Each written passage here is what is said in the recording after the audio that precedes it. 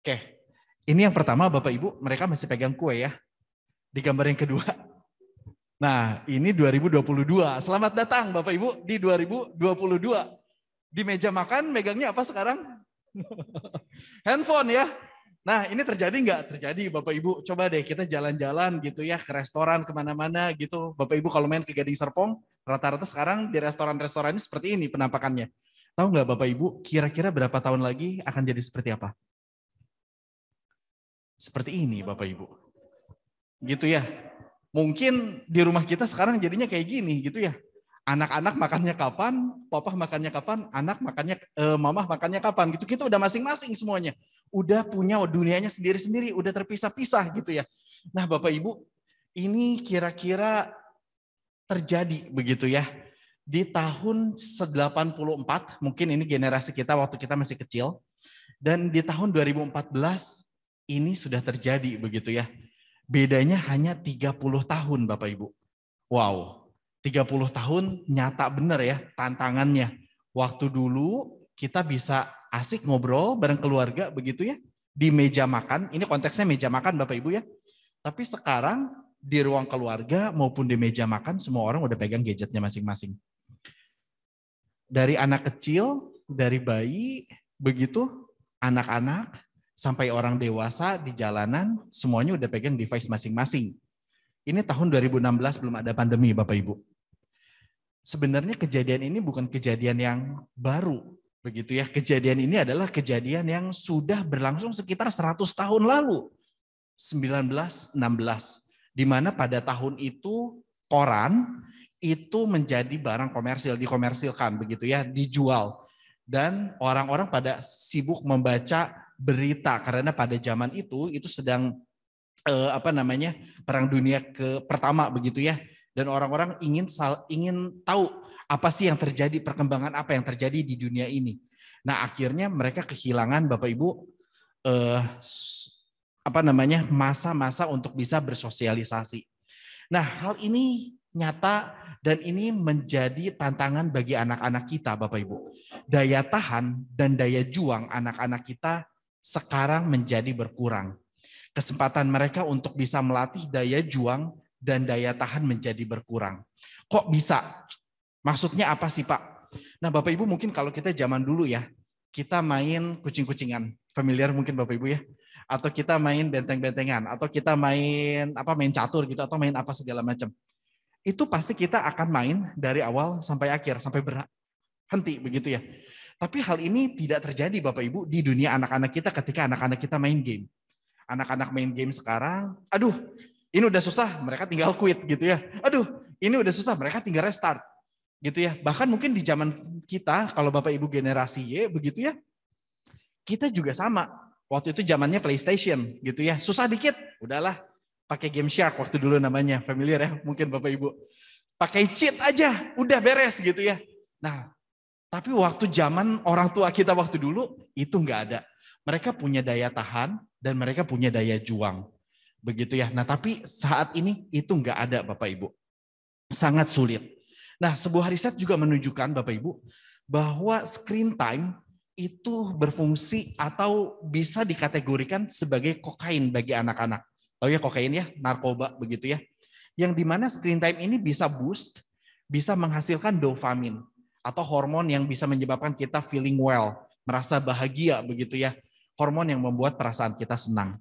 Begitu. Nah, kita akan lanjutkan dulu dengan Pak Bastian. Silakan Pak Bastian.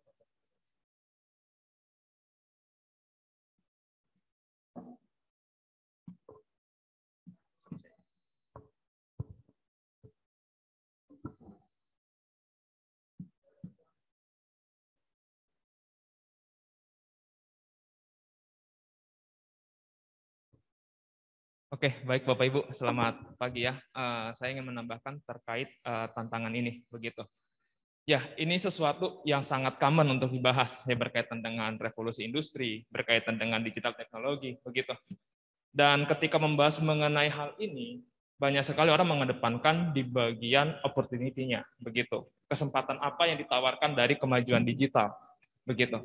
Ini satu realita yang kita hadapi bersama, bahwa segala sesuatunya sudah terdigitalisasi.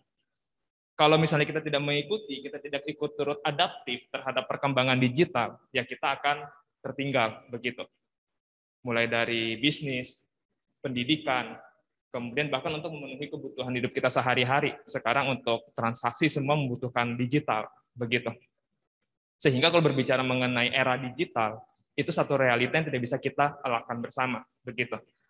Akan tetapi kalau berbicara mengenai tantangan, mungkin ini dapat kita perhatikan, begitu.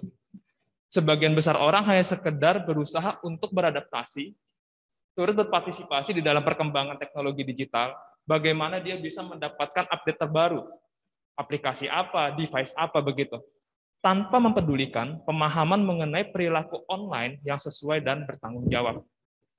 Begitu. Karena pada dasarnya ketika kita terjun di dalam penggunaan teknologi digital, itu akan ada dua hal yang kita akan alami bersama.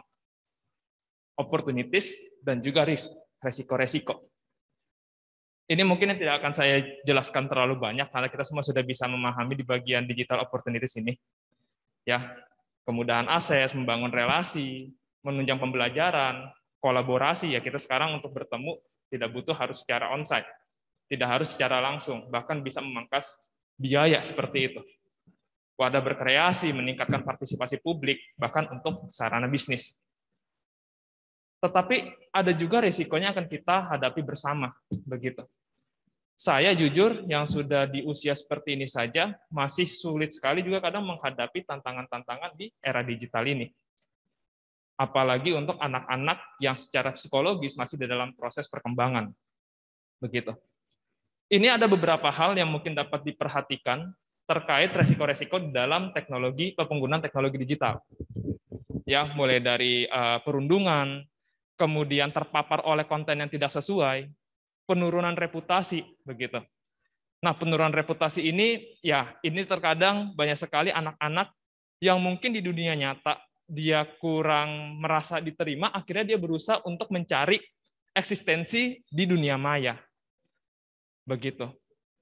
Itu mereka berusaha mencari reputasi, tapi tanpa disadari. Akhirnya ada hal-hal yang tanpa dia sadari mengakibatkan mereka reputasinya menurun. Mungkin dari cara mereka berinteraksi, cara mereka memposting sesuatu, cara bereaksi terhadap informasi tertentu, seperti itu. Kemudian, seperti yang tadi Pak Alvin sampaikan, kecanduan, sampai ke adiksi. Kemudian mengalami penipuan, pencurian identitas, plagiarisme. Nah, ini mungkin dampak panjangnya begitu. Ya, terkadang kalau misalnya bicara mengenai resiko, kita hanya berkaitan dengan yang namanya konten pornografi, kecanduan begitu. Padahal masih ada hal-hal lain juga harus kita perhatikan begitu. Saya sempat melihat ini mungkin untuk jangka panjangnya begitu Bapak Ibu. Kita tidak tahu nanti anak kita akan berkutat di industri mana, di pekerjaan apa begitu. Saya itu sempat melihat ada artis ternama, waktu itu lagunya sempat viral begitu. Namanya Pamungkas. Dia punya lagu itu ada To The Bone begitu. Mungkin ada Bapak Ibu yang tahu. Dia sempat tersandung masalah karena albumnya, grafisnya, kalau cover album itu kan biasa ada ilustrasi-ilustrasi tertentu, gambar-gambar tertentu. Dia mengambil gambar dari Instagram seseorang tanpa izin. Akhirnya dipermasalahkan. Reputasinya menurun seperti itu. Jadi ada efek domino seperti itu. Nah, itu termasuk resiko yang kita hadapi juga. Bagaimana juga bisa dengan bijak menggunakan berbagai konten yang tersedia di internet. Kadang kita, ada konten yang bisa kita manfaatkan nih. Tetapi di satu sisi, konten tersebut bisa justru membahayakan kita. Bisa menjerumuskan kita, begitu. Itu mungkin kalau misalnya ke jangka panjangnya. Dan yang terakhir mengenai masalah kesehatan. Itu juga yang menjadi tantangan dari penggunaan teknologi digital. Saya jujur kalau biasa menggunakan HP, laptop, kadang posisinya atau posturnya itu bahasanya kurang ergonomis begitu. Jadi akhirnya bertahan dalam waktu yang lama, akhirnya bisa menyebabkan kondisi fisik yang tidak baik begitu. Padahal kalau misalnya dari Kemenkes begitu, dia juga menganjurkan seharusnya bahkan 20 menit sekali. Ketika saya misalnya menggunakan laptop, setiap 20 menit saya mengambil waktu rest. Dengan cara apa? Dengan menatap objek yang jauhnya itu sekitar melihat objek yang cukup jauh selama 20 detik. Begitu. Sekitar 20 cm atau 20 meter, saya lupa spesifiknya begitu. Nah, itu mungkin kalau berbicara mengenai tantangan, sangat luas sekali. Kalau tadi misalnya ini memang belum semuanya, mungkin di sini opportunity-nya ada 7, tantangannya ada 8 begitu. Kayak di bagian kesehatan saja mungkin di teknologi digital menawarkan apa solusi-solusi, informasi-informasi. Silakan melakukan ini, silakan melakukan itu supaya bisa hidup sehat. Tetapi pada saat kita mengaksesnya tanpa kita sadari, kita mengaksesnya sudah jam 12 malam. Posturnya tidak tepat begitu. Jadi ketika berbicara mengenai teknologi digital, di samping kesempatan ataupun benefit yang ditawarkan, ternyata ada banyak sekali resiko-resiko yang bisa mengganggu kita. Saya yang di usia seperti ini masih sulit kadang jika menghadapi hal seperti ini, apalagi juga dengan anak-anak kita yang mereka masih butuh bimbingan begitu. Mungkin demikian Bu, kalau misalnya mengenai tantangan dari kami. Mungkin. Oke, sebentar ya Bu. Ya, nah Bapak Ibu mungkin kalau kita simpulkan begitu ya, sebenarnya tantangan kita itu apa? Ini akan ada beberapa video Bapak Ibu yang akan saya play. Mohon kalau Bapak Ibu yang ada di rumah, kalau misalkan audionya terdengar, mohon kasih thumbs up atau emoji tertentu. Kalau tidak, mohon bisa langsung interupsi aja. Seperti itu ya. Silakan Pak Bastian di play dulu. Nah ini video seorang bayi, Bapak Ibu. Kita coba lihat apa jadinya kalau bayi tadi dikasih handphone ya. Oke.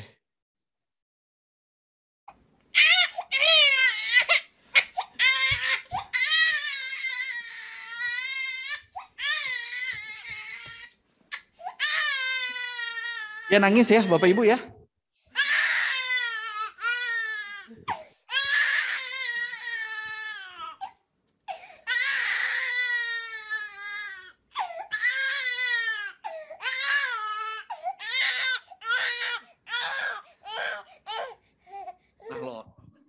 Nah, ada yang pernah mengalami?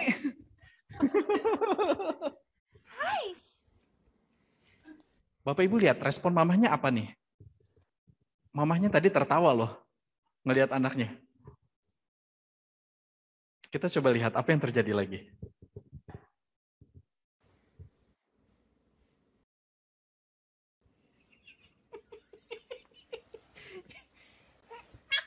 Nah, betul. Ya. Oke, ini video pertama Bapak Ibu. Pak, ini kan anak-anak ya. Oke, sekarang kita cari anak-anak yang lebih dewasa. Silakan Pak Bas.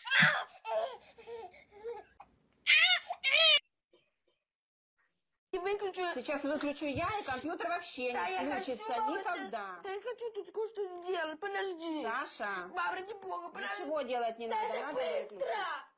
Надо выключить. Нет! Да. На обмеження Сашко реагує протестом. Выключай.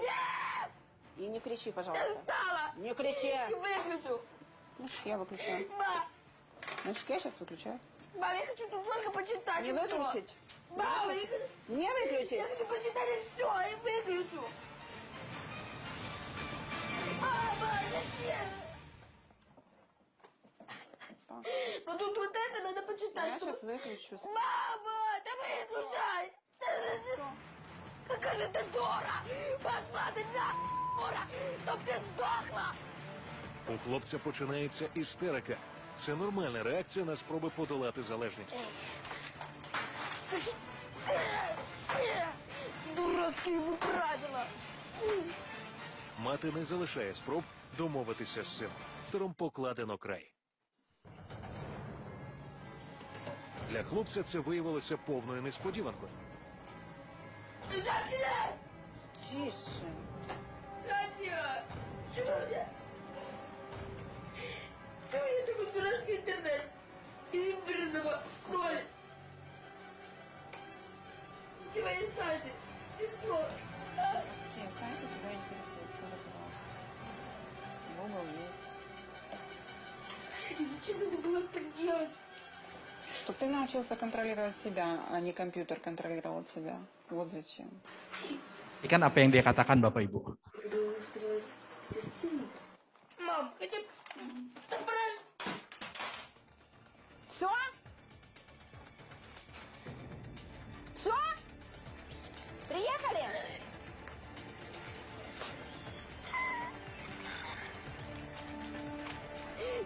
Сашка починається ломка. Залишившись без комп'ютерних ігор, він вмовляє маму дозволити йому бодай телевізор. Пока у нас эту неделю компьютерного телека не будет.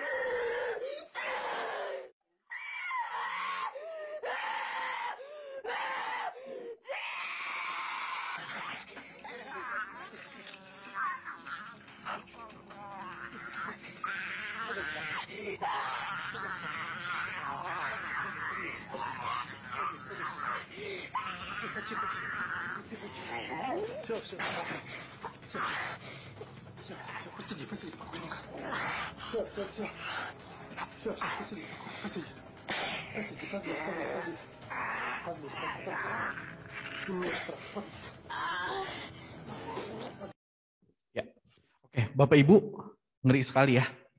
Nah, kalau onsite biasanya kita bisa minta Bapak Ibu untuk bisa berdiskusi dulu sebentar gitu ya. Kalau ini agak sulit berdiskusi, tapi nggak apa-apa, mungkin saya langsung tanya aja ya.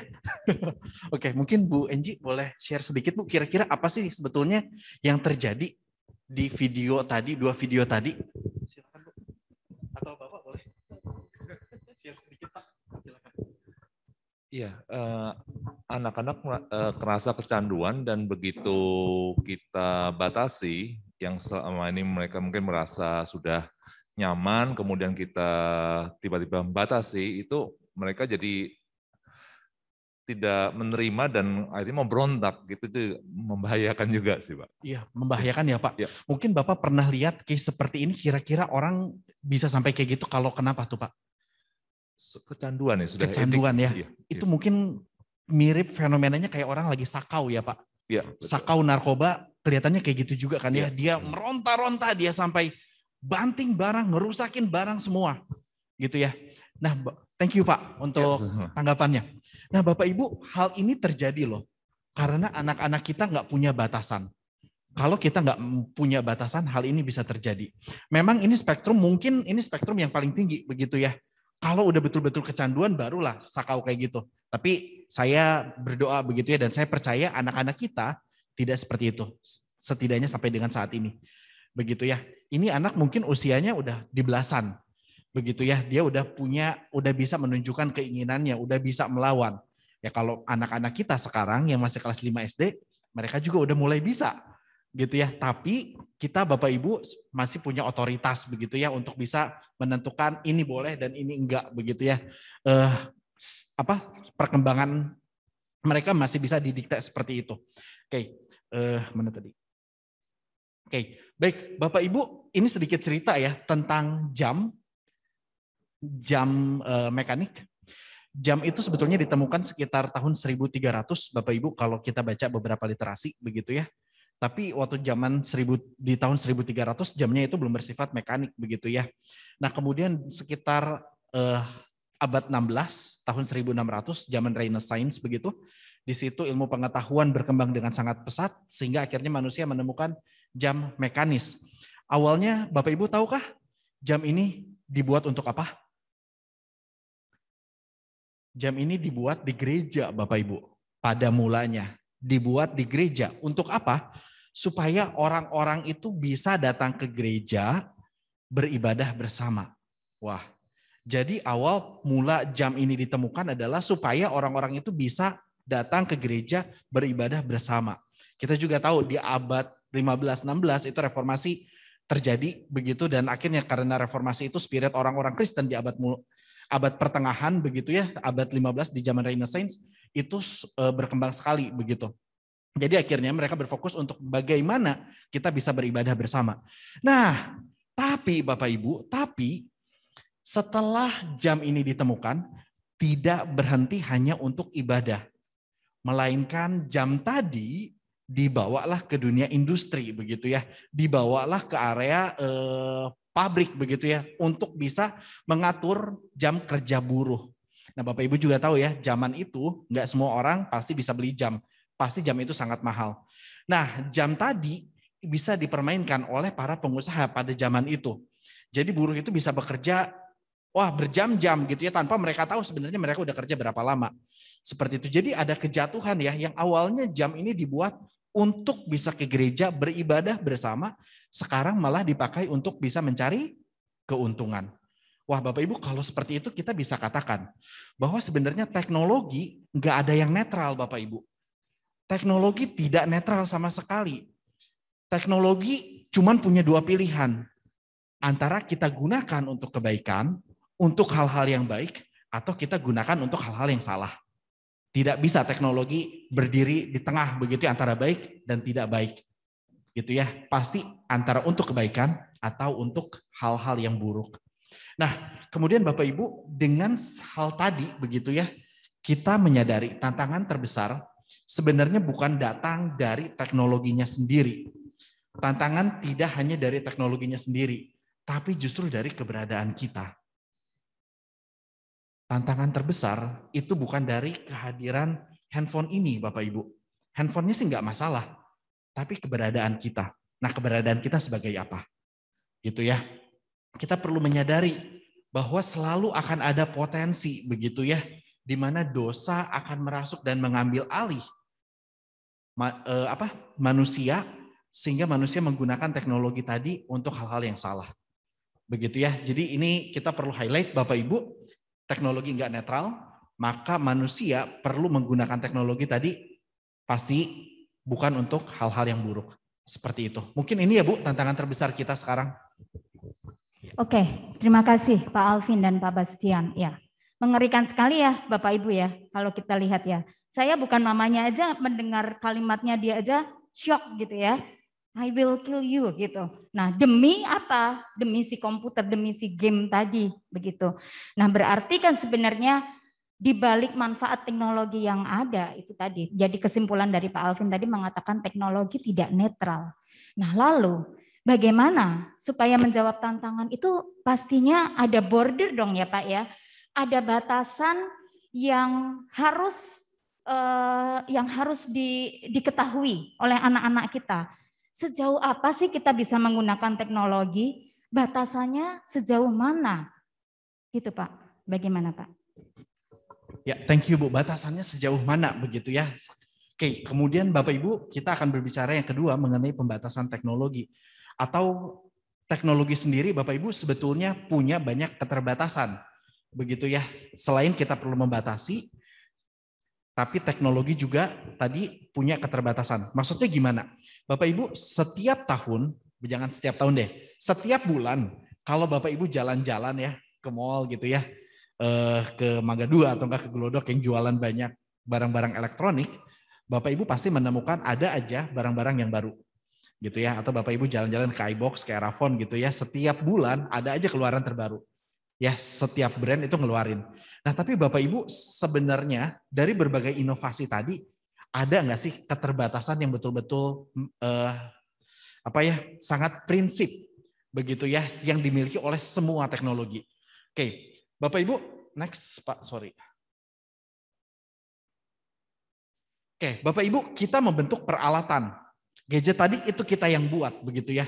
Tapi kalau nggak waspada, benda-benda tadi, peralatan-peralatan tadi akan membentuk perilaku kita.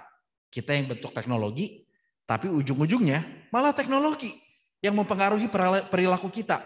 Bapak Ibu bisa lihat ya di foto-foto sebelumnya tadi, di meja makan. Awalnya belum ada teknologi tuh di meja makan yang bisa kita bawa. Nggak mungkin kita bawa TV di meja makan toh. Pasti kita bawanya yang handheld gitu ya, yang bisa kita pegang. Akhirnya apa? Perilaku kita berubah. Di meja makan, bukan yang ngobrol, tapi kita chatting gitu kan ya. Nah, tadi perilaku kita berubah begitu ya. Nah, teknologi awalnya diciptakan buat efisiensi waktu. Tapi begitu ya, sebaliknya teknologi juga mengambil waktu berkualitas kita buat berinteraksi bersama keluarga kita dan juga teman-teman kita. Gitu ya. Ini dalam hal secara onsite seperti ini. Memang betul secara dunia maya begitu ya. Kita banyak dimampukan. Kita bisa ada PAL secara hybrid berkat teknologi. Kalau nggak ada teknologi seperti ini ya Bapak Ibu akan hadir di sini semua kan ya. Gitu. Oke. Nah Bapak Ibu coba kita ambil waktu sejenak. Ya, saya mengundang Bapak Ibu mengambil waktu sejenak. Kita tanyakan hal ini kepada diri kita masing-masing. Yang pertama, siapa sih yang ngajarin anak-anak kita? Terlebih dulu, Apakah Bapak Ibu atau smartphone? Contoh konkret ya, waktu anak-anak kecil, saya udah punya anak Bapak Ibu. Dia sekarang masih 2 tahun setengah. Saya merasa bersalah, tapi saya bersyukur juga gitu ya pada saat yang bersamaan. Anak-anak saya belajar ngomong itu dari mana? Kosakatanya dia dapat lebih banyak dari mana begitu ya. Nah, ternyata saya menemukan Bapak Ibu, ini saya perlu lebih berhati-hati sih ke depannya. Karena apa? Kosakata yang anak-anak saya dapatkan itu campur. Sebagian dari saya, sebagian dari tontonan dia. Gitu ya. Ya, saya kasih dia nonton juga sih. Gitu ya. Contohnya apa? Saya tidak memperkenalkan istri saya untuk dipanggil mami. Gitu ya. Istri saya selalu bilang mama, mama. Saya juga selalu dibilang papa. Tapi anak saya tiba-tiba out of nowhere manggil saya jadi dad. Dan manggil mamahnya istri saya sebagai mami. Aduh, itu kan udah campuran Bapak Ibu. Anak saya tuh sebetulnya belajarnya dari mana gitu ya. Untuk mengenal kata mami, mama, papa, daddy itu dari mana begitu ya. Nah, hal-hal seperti ini perlu waspada. Jadi akhirnya Bapak Ibu, nanti saya cerita ya, penasaran nggak? Ya nanti saya lanjutkan ceritanya. Gitu ya. Nah kemudian pertanyaan yang kedua, anak-anak lebih percaya Bapak Ibu atau kata Google? Gitu ya. Untuk guru-guru juga mungkin sama ya, Mister. Anak-anak lebih percaya orang tua atau Google? Ketika ada masalah mereka googling dulu atau chat Bapak Ibu, gitu ya. Kemudian anak-anak lebih senang sama Bapak Ibu atau main game sih sekarang? Ya, main sama orang tua, kita bingung mau main apa sekarang. Ya, kenapa? Karena mereka main game buat mereka itu udah sangat asik gitu ya. Nggak ada yang ganggu, nggak ada rules di game itu. Mereka bikin rules-nya. Tapi kalau main bareng kita, misalkan kita ajak mereka main catur gitu ya, anak kelas 5. Atau nggak main Monopoly yang board games. Banyak banget aturannya. Dibandingkan dengan mereka main online, mereka nggak punya aturan. Mau ngomong apapun bebas gitu ya. Sebenarnya yang mana yang terjadi? Kemudian siapa sih yang sering menemani anak-anak? Bapak Ibu sebagai orang tua mereka? Atau gadget? Gitu ya. Atau mungkin Mbak. Gitu. Nah, Bapak Ibu, ini 4 pertanyaan yang kita perlu tanyakan terus-menerus begitu. Dan kalau misalkan ada sesuatu yang keliru, kita perlu refer balik dulu. Oke, silakan Pak Bas.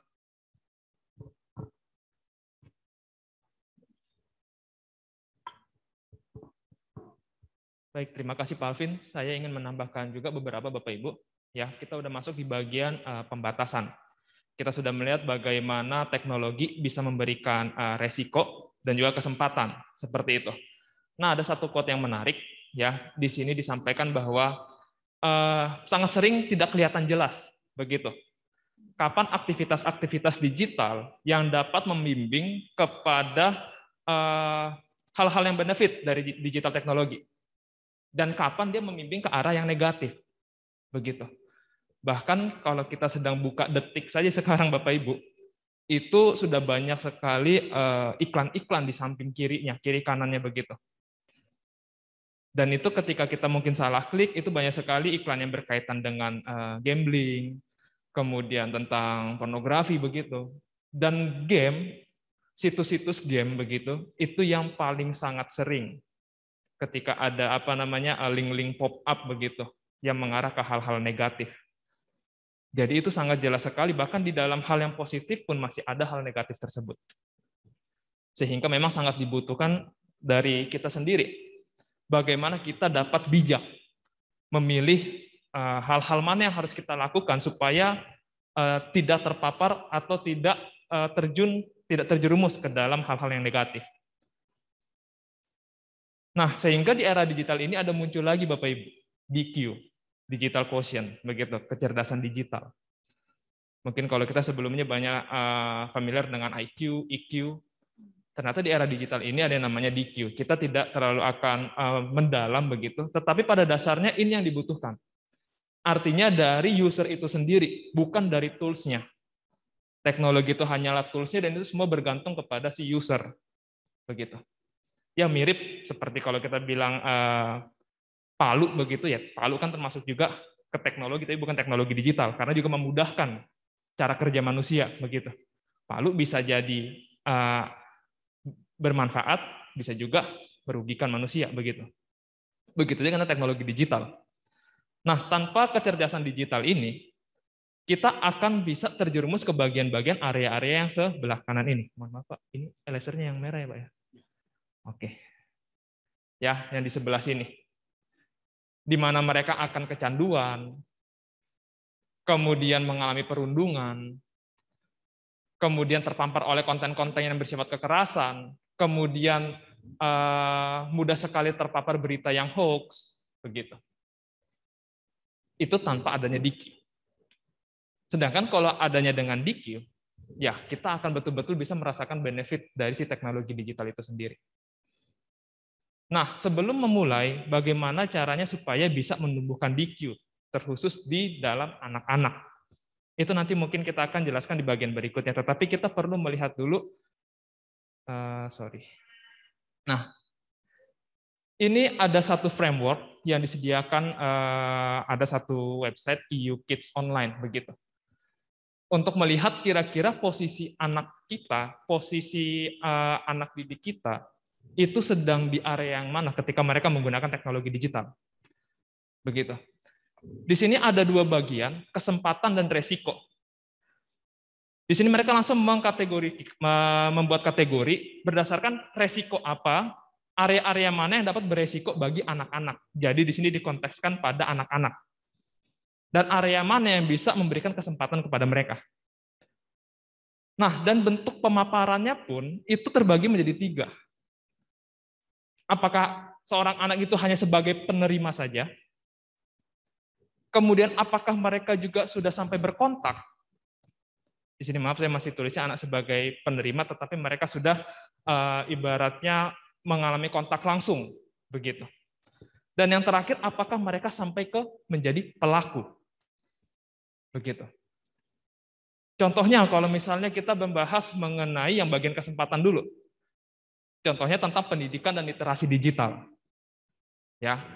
Kalau misalnya anak kita browsing hal-hal yang bersifat informatif dengan menggunakan teknologi digital bisa mengakses buku elektronik, ya, kita masuk bagian pertama, penerima.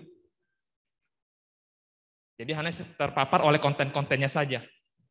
Tetapi kalau yang bagian kedua, yang tabel di sebelah, yang di bagian tengahnya ini, ya sudah mengalami kontak, begitu.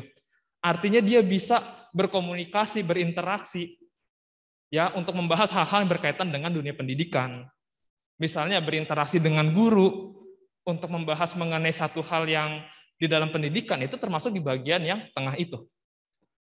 Atau bahkan mereka bisa sampai menjadi pelaku, ya mengambil bagian secara langsung, begitu. Mereka turut serta untuk membuat sumber-sumber pembelajaran, begitu. Ya bersyukur kalau misalnya di sekolah anak-anak diminta untuk membuat misalnya video, merekam, mereka mempresentasikan sesuatu, ya mereka sudah tiba di bagian ini tanpa sadar, sudah sampai ke pelaku, begitu. Tetapi ternyata ada juga di bagian resiko, begitu. Di bagian resiko ini Bapak Ibu juga terbagi menjadi 3. Penerima, kontak, dan juga pelaku. Kita ambil hal yang paling mungkin common untuk dibahas, yaitu berkaitan dengan seksual. Ya, kalau kita berbicara mengenai Instagram, Google, itu sangat banyak sekali konten-konten yang mengarah ke sana. Walaupun tidak secara eksplisit, begitu. Dan ketika mereka terpapar hal tersebut, bahkan kartun-kartun sekarang, anime, begitu, banyak sudah mengarah ke hal negatif. Dan tanpa disadari, mereka udah berada di tahap ini. Dan jika ini tidak terus kita berikan bimbingan, mereka akan berpotensi untuk masuk ke area yang bagian tengah. Jadi bukan hanya terpapar, tapi mereka sampai ke kecanduan, kontak, oh harus nih, saya harus akses ini, harus akses itu. Untuk memenuhi apa? Tadi, yang tadi Pak Alvin tadi bilang mengenai dopaminnya, sudah ada badan tubuhnya dia sudah diperintahkan, oh hal seperti ini yang dapat menyenangkan kamu, begitu. Dan tanpa disadari pelan-pelan nanti akan masuk ke area yang sebelah kanan, pelaku. Begitu. Ini yang udah bagian yang sangat ekstrim ya Bapak Ibu ya. Seperti itu. Nah, ketika melihat spektrum ini saya juga berefleksi begitu. Mungkin ada anak-anak kita lihat oh sudah bagus karena mereka ada di area-area yang di kesempatan. Tetapi bisa saja mereka juga ada area yang di bawah sini. Di salah satunya begitu. Contohnya mengenai penyimpangan nilai ya. Anak sekarang kalau yang remaja karena saya dulu banyak mengajari di SMP SMA. Padahal waktu itu lagi home based learning Bapak Ibu. Tapi tiba-tiba anak ini menjalankan diet ekstrim. Begitu. Diet ekstrim kenapa? Karena dia menonton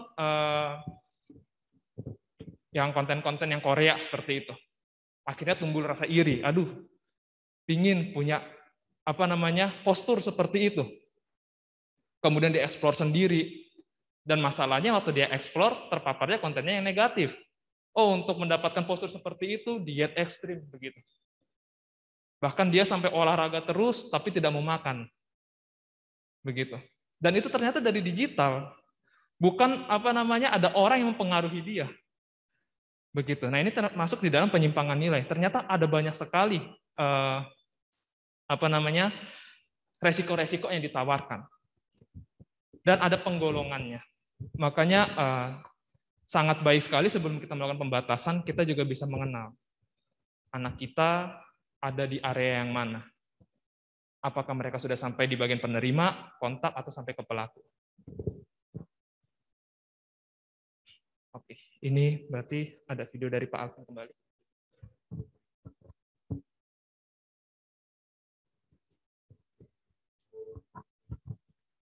Oke, Bapak Ibu, kita akan kembali menyaksikan sebuah video, begitu ya.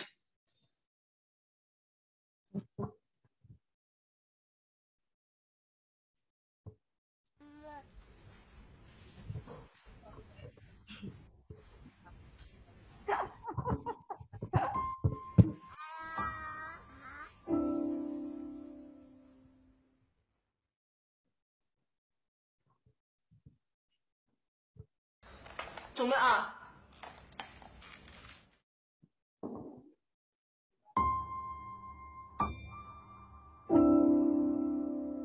陪老爸下棋呢。去哪？哎，那谁去吗？真的假的？啊？我有时间啊。行，没问题。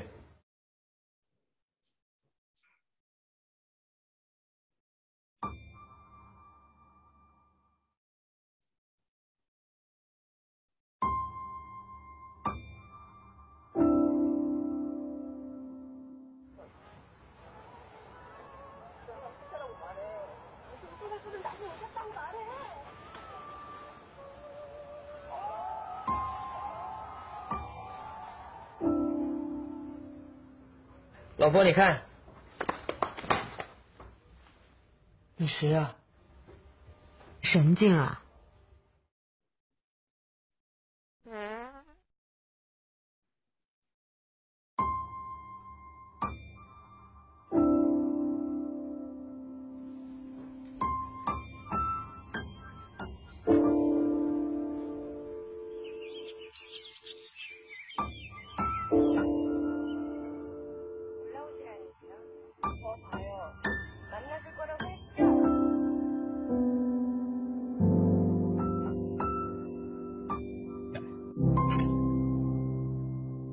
！Bapak Ibu, dari video tadi kita bisa melihat ya, karena teknologi perilaku kita bisa berubah.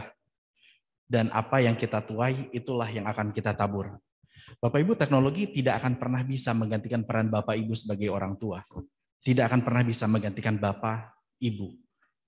Papa dan Mama, posisi yang tidak akan tergantikan. Bukan hanya teknologi sebetulnya, Mbak juga nggak akan bisa menggantikan. Gitu ya. Nah, dan terlebih lagi kita rindu menuntun anak-anak kita kepada kebenaran. Kita rindu menuntun anak-anak kita untuk bisa mengenal Tuhan. Kita rindu anak-anak kita bisa memiliki discernment, membedakan mana yang benar, mana yang baik, mana yang berkenan kepada Allah. Nah, Bapak Ibu, kita juga menyadari ya, teknologi tadi tidak dapat berdiri sendiri. maka perlu sekali tuntunan dari kita. Nah, kalau misalkan kita mau menuai hal yang indah pada akhir nanti, pada saat anak-anak kita dewasa, maka kita perlu menabur, Bapak Ibu. Gitu ya. Di video tadi terlihat ya, papahnya ini apa sih yang ditabur? Papahnya pegang gadget sambil nyuapin gitu ya.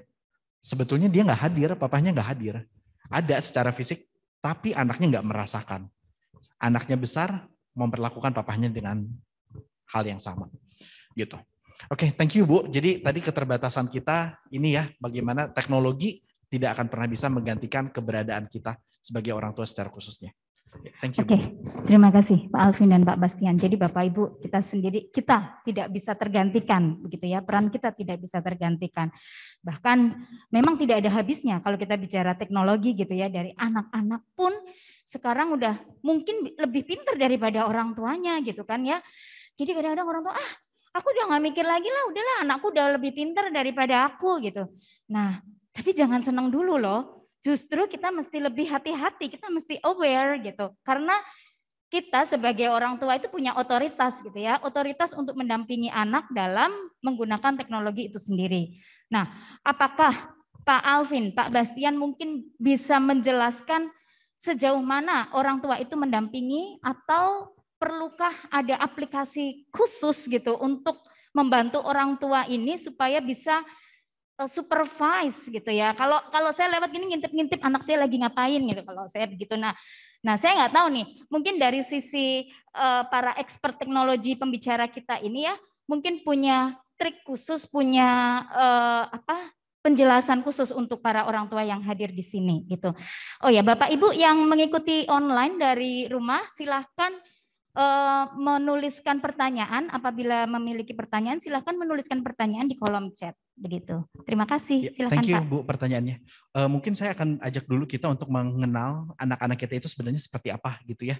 Nah Bapak Ibu, anak-anak kelas 5 SD ini range-nya mungkin sekitar 9 sampai dengan 12 tahun.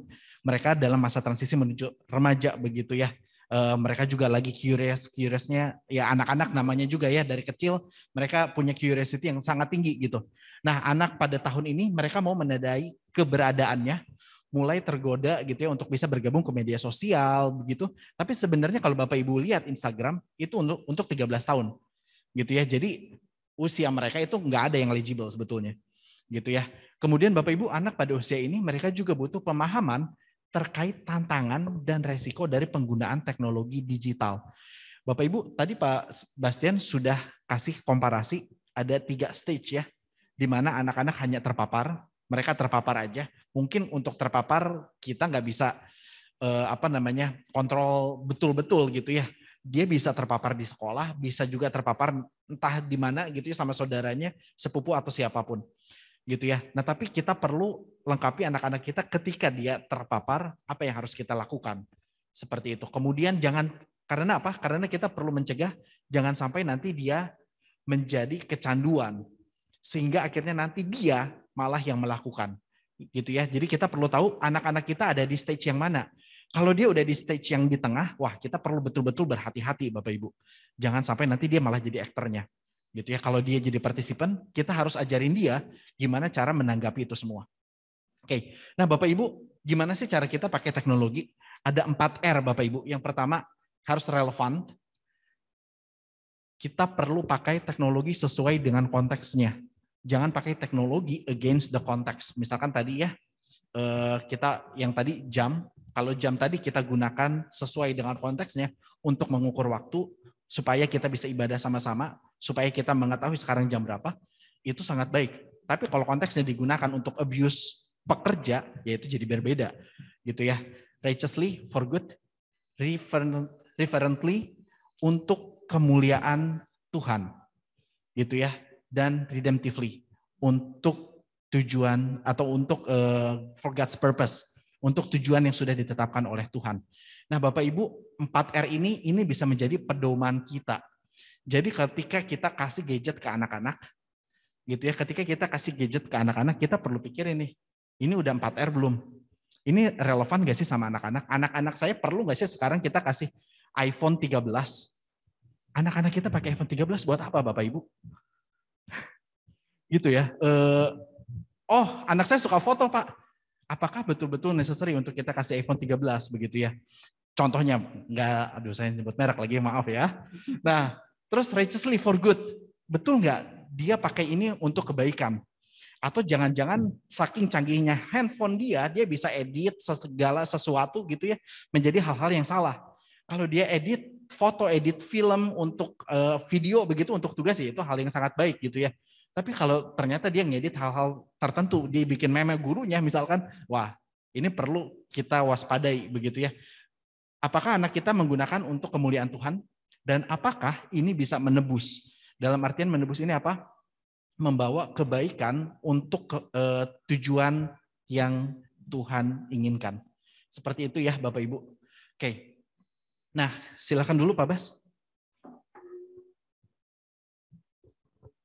Oke, Bapak Ibu, tadi Pak Alvin sudah menjelaskan dengan sangat baik. Seharusnya apa yang harus kita lakukan, begitu. Tetapi ada baiknya juga kalau tadi kita belajar melihat anak kita ada di posisi yang mana, begitu. Dan ternyata tentu ya posisi anak kita di dalam menggunakan teknologi digital juga berkaitan dengan pola asuh yang kita berikan. Sehingga kita juga perlu untuk berefleksi, kira-kira pola asuh seperti apa yang sudah kita berikan, begitu. Di sini ada 5 bagian. Bapak Ibu, ini satu realita lagi. Di era digital, tugas Bapak Ibu, job desk-nya sebagai orang tua tentu bertambah begitu. Kalau dulu orang tua saya hanya bilang, Alvin, kamu pulang harus jam 10 malam, paling malam jam 10. Setelah itu masuk kamar tidur begitu. Cuma punya game dulu PS ya Bapak Ibu ya, konsol begitu. Adanya pasti di depan di ruang tamu sama TV begitu. Jadi udah masuk ke dalam kamar, udah nggak bisa ngapain, cuma pilihannya tidur begitu. Sedangkan kalau pada saat ini Bapak Ibu, ketika anak Bapak Ibu sudah masuk ke kamar, ya mereka masih punya gadget begitu. Bahkan anak-anak zaman sekarang ketika mereka punya me time dengan gadgetnya, itu adalah momen yang ditunggu begitu. Sehingga mungkin banyak sekali orang tua yang mungkin sudah memberikan wadah begitu. Saya juga sempat komunikasi dengan orang tua waktu saya mengajar di SD Lubuk Linggau begitu. Saya sudah Pak didik seperti ini begitu. Tetapi memang hanya di aspek tradisionalnya saja, memberikan nasihat begitu, diajak ngobrol. Tetapi untuk dalam penggunaan teknologi digitalnya belum disentuh begitu. Nah ini ada beberapa bagian Bapak Ibu. Tentu kita ingin sampai ke bagian yang paling bawah, berotoritas atau berwibawa begitu. Ada beberapa bagian. Contohnya yang di bagian atas otoriter. Supaya kita lebih menghemat waktu, saya langsung ke bagian di sebelah kanannya. Tipe otoriter ini orang tua yang hanya sekedar memberikan batasan aturan yang ketat, namun tidak memberikan bimbingan dan dukungan khusus. Begitu. Oke, aturannya seperti ini, seperti ini, seperti ini. Tidak boleh dilanggar. Kalau dilanggar ada konsekuensi. Kemudian ada juga yang bagian yang permisif. Begitu. Jadi pokoknya setiap anaknya meminta sesuatu, membutuhkan sesuatu, langsung dituruti. Namun akan memberikan nasihat begitu hanya jika dibutuhkan, hanya jika memungkinkan, seperti itu. Ada juga helikopter. Nah, nanti kita akan belajar salah satu software yang dapat mendukung untuk kita bisa mengontrol. Tetapi kalau kita hanya memanfaatkan fitur itu saja, hanya mengandalkan software saja, kita akan terjebak di helikopter saja, Bapak Ibu. Kita membiarkan anak kita mengizinkan, tetapi peran kita hanya sekedar mengawasi dari jauh. Nah, ini dia buka apa nih? Pakainya berapa lama nih screen-nya? Baru nanti dipanggil. Kemudian ada juga yang seperti pemotong rumput, begitu. Jadi membebaskan anak dari hal-hal yang beresiko. Nanti kalau ketahuan, oh kamu bikin ini ya, oke, nggak boleh lagi bikin itu. Jadi sekedar seperti memberikan treatment, udah kelihatan ini ada masalahnya, oke, tangani. Dibasmi, begitu. Oh, nggak boleh lagi berarti. Udah sampai tunggu kelihatan dulu. Ada yang muncul, ada resiko yang muncul baru. Atau kita masuk ke bagian paling bawah, Bapak Ibu, berwibawa. Kita punya ekspektasi terkait penggunaan teknologi digital, memberikan batasan, tetapi juga memberikan bimbingan aktif. Dan di balik setiap aturan yang diberikan, akan ada penjelasan seperti itu. Contohnya mengenai instalasi game, begitu Bapak Ibu. Setiap game itu bahkan di Google Play Store atau misalnya di kalau Apple apa Pak? Saya lupa Pak. Store-nya. Oh, App Store ya. Sorry. App Store begitu di setiap game itu sudah ada batasan umurnya begitu Bapak Ibu. Dan batasan umur itu tentu dibuat bukan sembarangan, pasti disesuaikan dengan ya tahap perkembangan anak. Kira-kira dia sudah pantas belum menerima bentuk-bentuk visual yang mengarah ke kekerasan seperti itu di usianya. Contohnya game Valorant yang sedang ramai dimainkan anak begitu. Itu ternyata minimalnya 15 tahun, apa 16 tahun antara dua umur itu. Begitu Bapak Ibu. Jadi ketika kita melarang mungkin jangan main game ini, kita harus berikan juga penjelasan. Alasannya apa? Sehingga itu bukan hanya sekedar perintah kita saja. Tetapi betul loh, ini bahkan game ini diaturnya harus 16 tahun. Kenapa? Karena ini kamu lagi proses transisi. Kamu lagi kamu belum bisa untuk menentukan, oh ini yang betul-betul tidak boleh dilakukan. Seperti itu. Jadi penting dulu untuk kita dapat mendeteksi di area mana kita. Seperti itu Bapak Ibu, dari framework ini. Demikian Pak Alvin. Oke, thank you Pak Bas. Nah Bapak Ibu, kemudian, boleh next. Jadi tadi ya, kita identifikasi anak kita ada di yang tahapan mana. Tadi ada 3 ya. Apa aja boleh. Mungkin yang online, Bapak Ibu yang online boleh bantu. Ada 3 tahapan anak-anak kita yang tadi ya. Mereka hanya terpapar, mereka jadi partisipan, begitu ya, kecanduan. Yang ketiga, mereka menjadi aktornya, jadi pelaku. Jadi kita mengetahui dulu anak kita ada di yang mana. Kemudian setelah kita tahu anak kita ada di mana, kita juga perlu tahu Bapak Ibu saat ini kita seperti apa. Pola asuh kita seperti apa. Dan kita tahu mana yang ideal. Seperti itu ya, kalau Bapak Ibu yang permisif ya jangan heran nanti kalau anak-anak kita bergeser semua jadi aktor gitu ya, jadi pelaku. Makanya kita nggak bisa kalau kita jadi permisif gitu ya. Oke, next Pak. Nah Bapak Ibu berikutnya ini adalah cycle yang kita bisa gunakan pada saat kita mengajarkan kepada anak-anak. Awareness, guided practice atau latihan, demonstrasi, dan juga modeling gitu ya. Kita modelkan, kasih contoh kayak gimana, kemudian feedback and analysis gitu ya. Nah Bapak Ibu sering kali gitu ya, ini orang tua saya juga kayak gitu dan kayaknya saya juga kayak gitu sekarang ke anak saya gitu ya. Apa yang terjadi? Step 1, 2, 3 nggak pernah ada. Yang ada cuman apa? Step keempat Bapak Ibu. Yang ada cuman apa?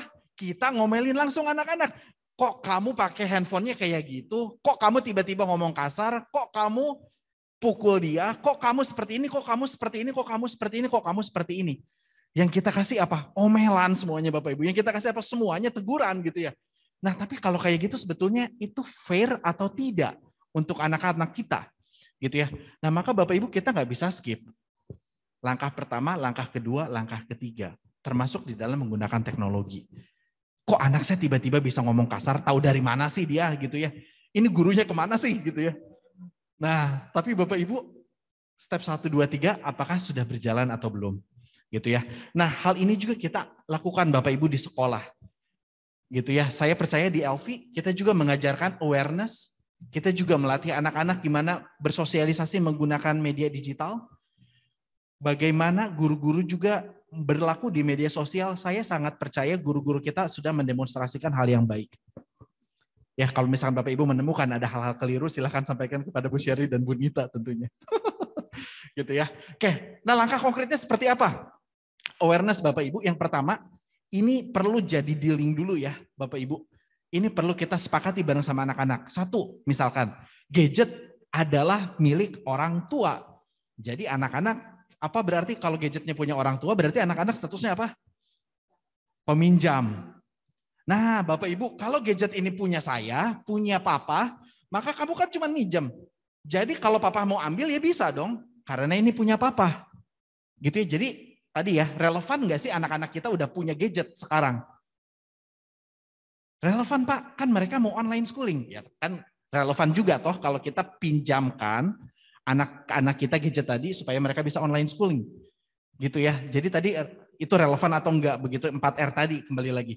Kemudian kita izinin enggak sih game perang, game yang bersifat destruktif, GTA misalkan gitu ya. Ataupun Valorant, ataupun apa yang tembak-tembakan terus-terusan bunuh-bunuhan orang. Atau mungkin bukan bunuh-bunuhan tapi yang berbau seksual gitu ya. Nah, apakah kita izinkan atau enggak? Ini kita perlu aware Bapak Ibu. Game-game itu seperti apa? Kalau kita nggak tahu gimana, Bapak Ibu cobalah main. Gitu ya. Kemudian age restriction, batasan umur, mau di film, video, musik, game, media sosial, kita perlu waspadai juga. Kalau Bapak Ibu berlangganan Spotify, itu kan ada konten eksplisit. Nah, konten eksplisit Bapak Ibu bisa matikan. Jadi anak-anak nggak akan mendengar lagu-lagu yang eksplisit. Eksplisit dalam artian misalkan liriknya ada berbau seksual, berbau kekerasan, itu nggak akan muncul di search-nya. Kemudian sediakan common space. Common space ini apa yang tadi Pak Bas bilang? Bapak Ibu sekarang anak-anak pulang ke rumah, mereka itu kemana langsung? Buka sepatu, sudah buka sepatu ngapain? Kalau sekarang berhubung COVID, mereka mandi dulu ya. Terus udah gitu, ke kamar. Ke kamar ngapain? Katanya sih mau ngerjain PR, Pak. Ah, bener nggak ngerjain PR? Gitu ya. Anak-anak kita itu punya nggak? Atau di rumah kita ada nggak satu ruangan di mana kita bisa sama-sama saling melihat? Being accountable antara Bapak Ibu dan anak-anak. Apakah anak-anak juga bisa melihat apa yang Bapak Ibu lakukan? Atau justru malah kitanya, anak-anak sih udah di ruang keluarga kok Pak. TV cuma ada di ruang keluarga, tapi papa mama sibuk terus di kamar dari pagi sampai sore, sore ke malam ada meeting lagi gitu ya. Jadi akhirnya orang tuanya yang nggak ada gitu. Anak-anak kembali nggak merasakan kehadiran seperti yang isu awal. Jadi common space ini sangat diperlukan. Kemudian practice modeling demonstration. Nah, Bapak Ibu seimbangkan kegiatan fisik sama kegiatan online. Kita tahu ya, online terus itu cuma duduk doang.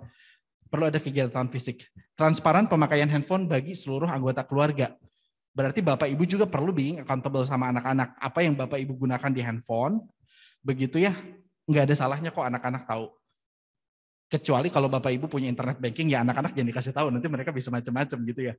Oke, terus mendampingi anak-anak, kasih prioritas waktu. Luangkan waktu bersama di common space Bapak Ibu. Bapak Ibu bisa beli Monopoly atau bisa beli Ludo atau games-games yang zaman dulu kita gunakan begitu ya. Ajarin anak-anak main game tradisional. Pengalaman saya dulu di Palembang dan di Bangka, anak-anak itu suka banget loh main permainan-permainan tradisional. Kalau di sekolah kan kita nggak punya gadget ya. Jadi kita beli kayak gitu di kelas-kelas, itu mereka suka banget waktu break time, lunch time tuh main kayak gituan. Next Pak.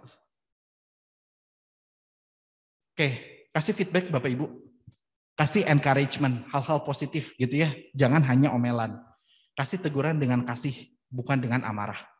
Oke, Bapak Ibu, kita perlu menunjukkan otoritas yang sudah Tuhan berikan kepada Bapak Ibu sebagai orang tua. Jadi otoritas tadi sudah Tuhan berikan. Oke. Bapak Ibu tahu ini siapa? Ada yang tahu nggak? Ya pasti nggak akan tahu ya. Ini anak saya Bapak Ibu.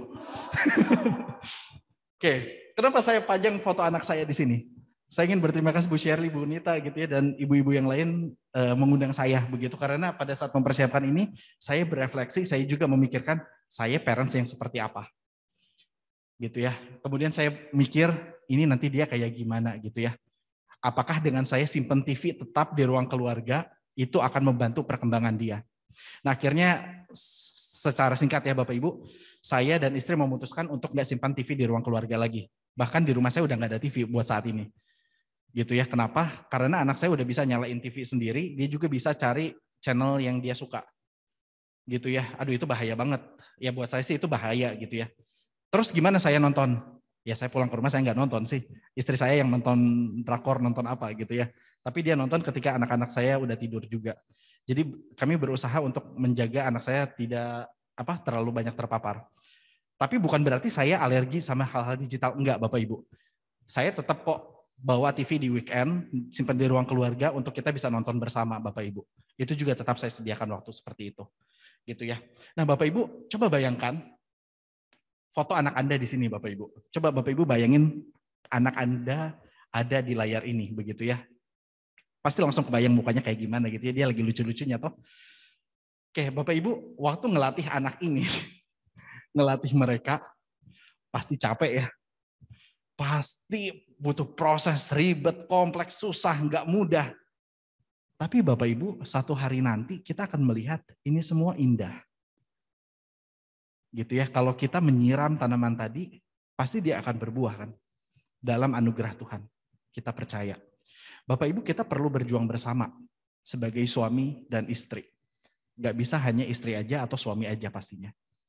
Gitu ya. Karena apa? Ketika kita berjuang bersama, anak kita tadi bisa melihat role model. Dan itu akan jadi lebih bermakna Bapak Ibu. Bukan hanya sebatas ringan, tapi kita melihat ada meaning-nya. Seperti itu. Oke, Bapak Ibu sekarang kita akan demo sedikit begitu tentang Microsoft Safe. Pak Sebastian akan share screen begitu. Bagi Bapak Ibu yang punya laptop di rumah bisa ikut beberapa stepnya. Bagi Bapak Ibu yang membawa laptop boleh dicoba juga. Dibuka juga ya, laptopnya. Silakan. Silakan. Bisa langsung mengikuti step yang ditunjukkan Pak Bastian.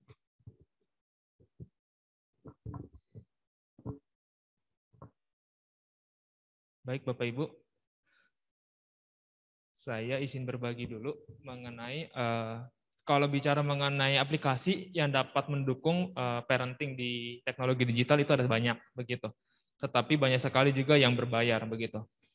Dan beruntung Microsoft juga menyediakan namanya Family Microsoft Safety begitu. Tujuannya untuk bisa mengontrol aktivitas anak di dalam device-nya begitu. Karena berdasarkan survei juga kami melihat banyak sekali mayoritas itu menggunakan Windows. Jadi saya akan demo untuk yang Microsoft ini. Begitu.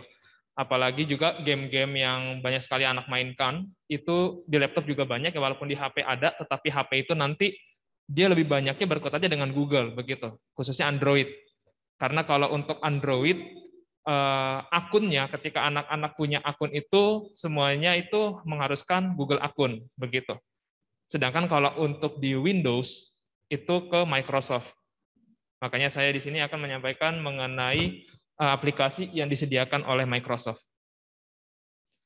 Mungkin saya izin share screen dulu Bapak Ibu, kurang lebih seperti apa nanti ketika device anak itu di bawah kontrol kita, di bawah pengawasan kita.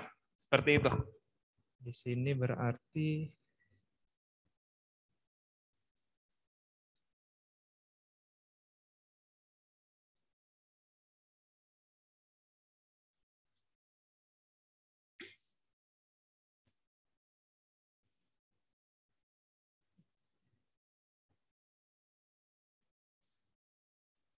nah, baik Bapak Ibu.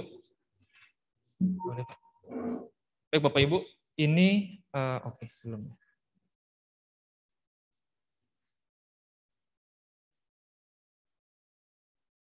Baik Bapak Ibu, ini adalah tampilan laptop saya yang satunya, yang di sini dia statusnya sebagai anggota keluarga. Seperti itu. Ini nanti laptop saya yang saya akan set sebagai parent, begitu. Nah, salah satunya ketika saya set dia sebagai anggota keluarga, di sini dia tidak bisa sembarangan untuk menginstal program yang pertama. Contohnya di sini saya punya installer. Saya coba install. Dia langsung, oh sorry, dia ternyata tidak ikut ter-share screen. Bagaimana ya? Oh iya, siapa tahu bisa dilihat kamera. Maaf Bapak Ibu, karena ini tampilan-tampilan biasanya error message begitu, biasanya tidak akan masuk di dalam screen begitu. Maksudnya tidak akan masuk untuk di dalam ditampilkan di share screen. Nah, ini jadi salah satu fiturnya. Ketika sebagai anak kita bisa memfilter untuk dia bisa menginstal aplikasi. Jadi mereka tidak bisa sembarangan untuk menginstal aplikasi. Jadi di dalam device ini nanti akan ada dua akun. Akun orang tua dan juga akun anak. Begitu. Sehingga kalau misalnya anak masuk ke dalam device ini menggunakan akun anak, dia ketika ingin menginstal aplikasi tertentu, dia harus ada izin dari orang tua. Jadi harus diperlukan untuk memasukkan PIN begitu. Jadi ya sebetulnya walaupun antara orang tua dan anak, mungkin untuk PIN masuk ke dalam device itu, anak-anak cukup tahu yang punyanya dia, orang tua tidak perlu memberikan PIN-nya begitu. Ini yang pertama. Kemudian ini saya tadi udah set 15 menit. Harusnya nanti dia akan, kalau sudah 15 menit, ada juga screen time-nya begitu. Nah, ketika misalnya kita sudah atur, contohnya saya buat yang paling cepat 15 menit. Misalnya kita sudah set 15 menit, maka nanti ketika sudah tiba 15 menit, laptop akan mati. Begitu. Itu untuk melimitasi screen time-nya. Dan kemudian ada lagi, ini saya masih di sini, sorry, saya lupa sendiri laptopnya yang mana Bapak Ibu. Nah, kemudian kita juga bisa membatasi begitu. Website mana saja yang kita izinkan untuk mereka buka. Atau opsi lainnya bagaimana memblok website tertentu. Contohnya, masih ini Pak. Contohnya di sini saya sempat set untuk memblok YouTube. Nah, ketika saya klik YouTube, you will need us to use this site, begitu. Dan ketika saya nanti pilih Ask Now, jadi bagus sekali metodenya meminta izin, begitu. Nanti akan masuk ke akunnya orang tua, begitu. Misalnya kalau saya klik Ask Now, nanti akan muncul di akunnya si orang tua. Oh, laptop yang satunya mau akses YouTube, begitu, izinkan tidak. Nanti kalau udah masuk ke pembatasan waktu, screen juga. Nanti akan ada informasi, waktu kamu sudah berakhir. Kalau misalnya mau menambahkan waktu, itu butuh diizinkan aksesnya dari orang tua. Baik itu secara online ataupun orang tua bisa langsung ke laptopnya, begitu. Nah, itu salah satu dari beberapa fiturnya Bapak Ibu. Di sini sekarang saya akan menjelaskan bagaimana membuat seperti ini.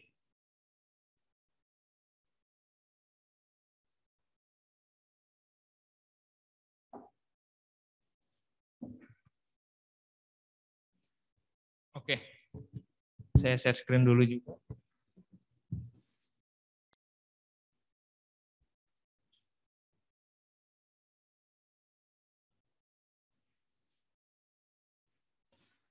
Baik Bapak Ibu.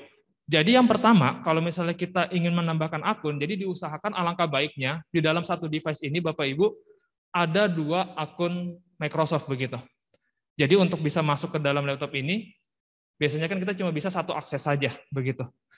Penting jika kita memiliki anak juga memiliki akun tersendiri, supaya juga kita bisa kontrol, tidak bercampur dengan akun kita, begitu.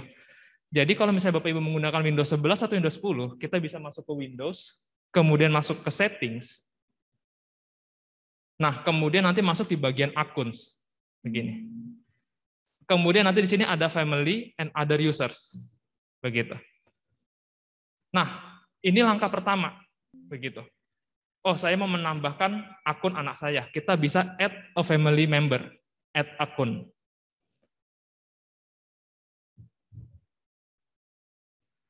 Nah, di sini langsung diminta masukkan email anak Bapak Ibu, begitu.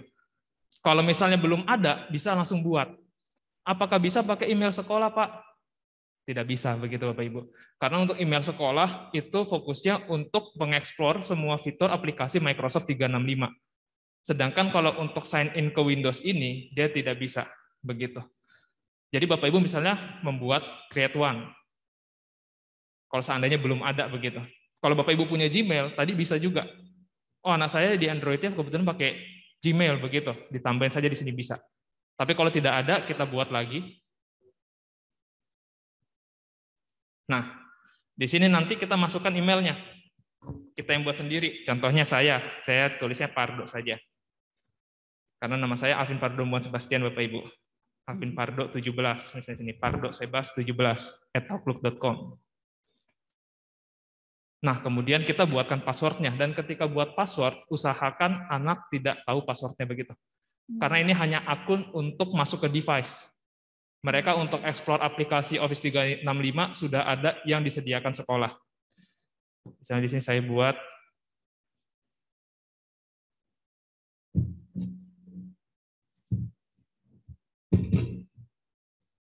next, kemudian namanya, nama depan, kemudian nama belakang, kemudian tanggal lahirnya. Di sini saya buat saja supaya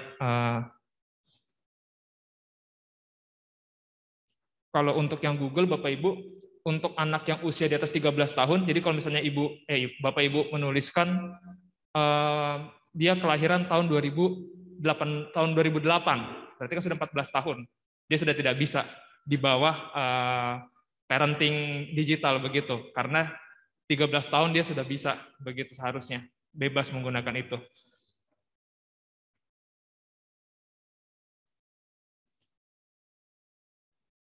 Kita tunggu dulu sebentar, Bapak Ibu.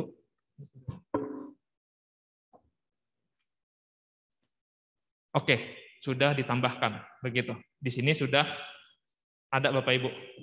Pardo Sebas 17@outlook.com, begitu. Nah, berarti di device ini sudah ada 2 akun yang bisa masuk. Begitu. Yang pertama akun saya yang utama, yang kedua si Pardo Sebas ini. Begitu. Dan ketika Bapak tambahkan dia sebagai family member, akun ini dia masuk namanya mode-nya itu akun yang standar. Sedangkan kalau misalnya bukan di dalam family member, akun utama dia administrator. Jadi Bapak Ibu bisa bebas menginstal, sedangkan yang family member ini dia hanya bisa mengakses. Tidak bisa melakukan instalasi program tertentu. Begitu. Jadi ini salah satu yang sangat baik juga supaya bisa mencegah anak, prevent anak untuk menginstal program-program yang tidak diinginkan begitu. Langkah berikutnya, saya berusaha cepat Bapak Ibu. Kita masuk ke Microsoft Family begitu. Websitenya adalah family.microsoft.com. Ini situsnya, family.microsoft.com.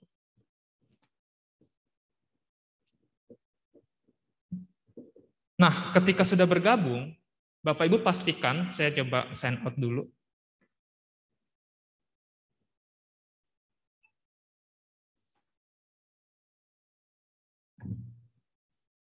Ya, pastikan kita masuk bukan menggunakan email anak, pakai email orang tua. Seperti itu. Kita masuk. Seperti biasa untuk login-nya.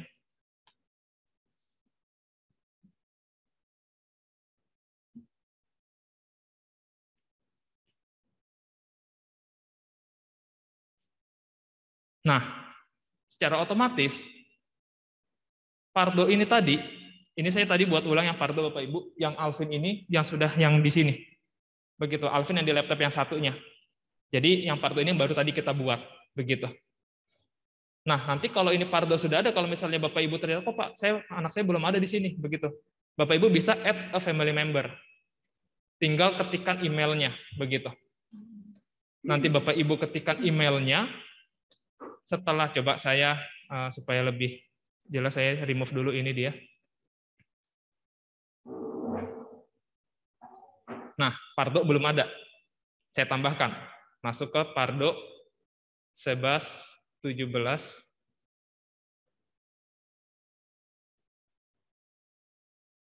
@outlook.com.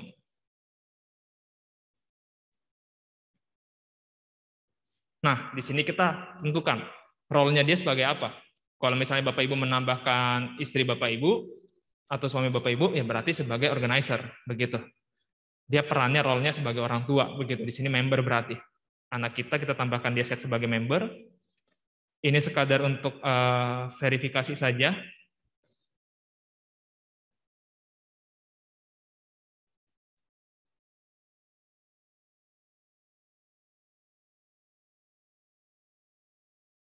Nah, di sini invitation-nya sudah masuk ke Pardo Sebas 17. Jadi memang agak cukup ribet Bapak Ibu begitu. Sehingga si anak perlu mengkonfirmasi dulu undangannya. Jadi kita pilih bisa di sini accept now, tetapi nanti akan dilempar ke akun si anak. Jadi kita perlu ganti dulu ke akun si anak untuk menerima confirm undangannya. Jadi kalau kita misalnya accept now, kita klik di sini.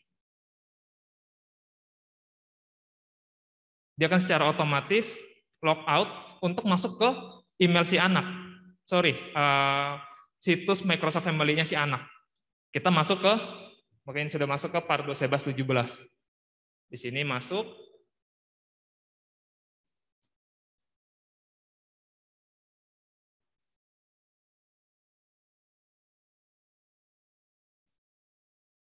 Nah, langsung ada join the family group as a member. Langsung ada undangannya. Tinggal kita pilih join now. Nah, ini diusahakan ketika Bapak Ibu mengoperasikan ini, Bapak Ibu yang mengatur semuanya. Seperti itu. Dan dia sudah masuk.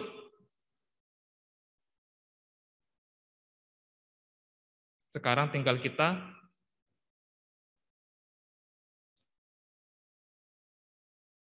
masuk kembali ke akun kita sebagai orang tua.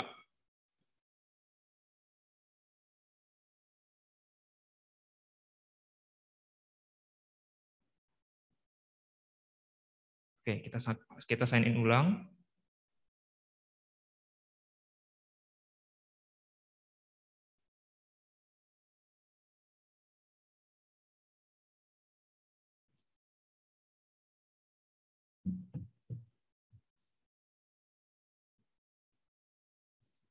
Tunggu sebentar ya Bapak Ibu.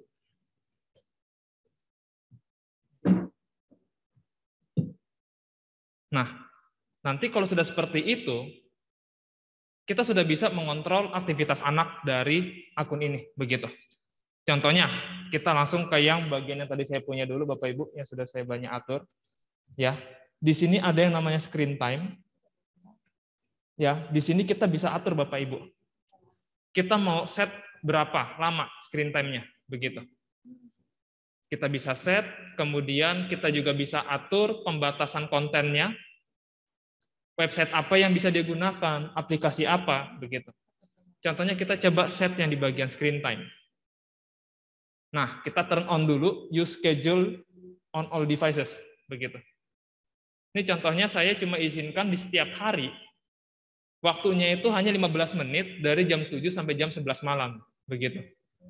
Artinya kalau dari di atas jam 11 malam, walaupun dia belum pakai 15 menitnya sama sekali, dia tetap akan tidak bisa masuk. Begitu. Tetapi kalau misalnya masih jam 7 sampai jam 11 malam, tapi dia sudah pakai 15 menit, dia tidak akan bisa login, masuk ke akunnya, menggunakan akunnya sebagai anak. Seperti itu. Itu untuk pembatasan. Nah, untung sudah muncul Bapak Ibu. Nah, ini contohnya ketika hanya dalam waktu 15 menit nih, saya set Bapak Ibu. Semoga yang di rumah bisa terlihat, yang di laptop saya. Di sini tulisannya time's up, begitu. Di sini disuruh, kalau misalnya masih mau menggunakan, bisa send a request. Ketika kita klik send a request, pesannya akan dilemparkan ke akun Microsoft yang orang tua punya. Nanti akan muncul, nah seperti itu Bapak Ibu. Nanti di sini akan ada notifikasinya. Maaf Bapak Ibu ya, bolak-balik layar. Nah, di sini. Can Alvin visit this website? Yang tadi Bapak Ibu, yang YouTube yang saya masukkan tadi. Jadi dia akan minta izin. Seperti itu. Nah, jadi kalau mau masuk seperti apa? Alangkah baik kalau misalnya ada orang tua. Jadi sini ada tulisannya, my parent is here. Begitu. Atau switch users. Switch user maksudnya menggunakan akun lain.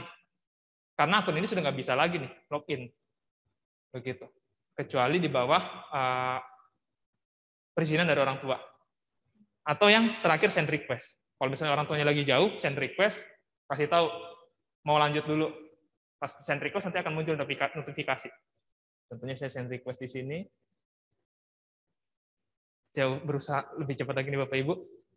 Maka nanti dia akan segera masuk begitu. Nah, kemudian ada lagi yang namanya content filter. Content filter ini akan kita mulai dari situs dulu. Jadi ada dua opsi Bapak Ibu. Yang pertama kita bisa only use allowed website. Jadi kita bisa set anak-anak ini ketika menggunakan browser, dia hanya bisa mengakses website yang kita izinkan. Misalnya, dia hanya perlu mengakses YouTube, begitu, dan Google. Ya sudah, di sini kita izinkannya YouTube saja, begitu, Google saja. Sehingga selebihnya itu tidak bisa. Opsi kedua adalah memblok website.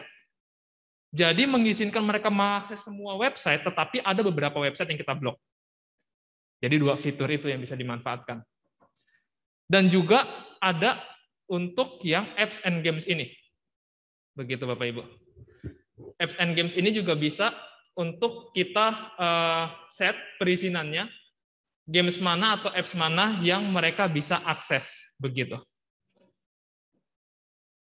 Nah, di sini Bapak Ibu. Jadi kita masuk ke screen time, kemudian masuk ke apps and games, di sini kita bisa atur.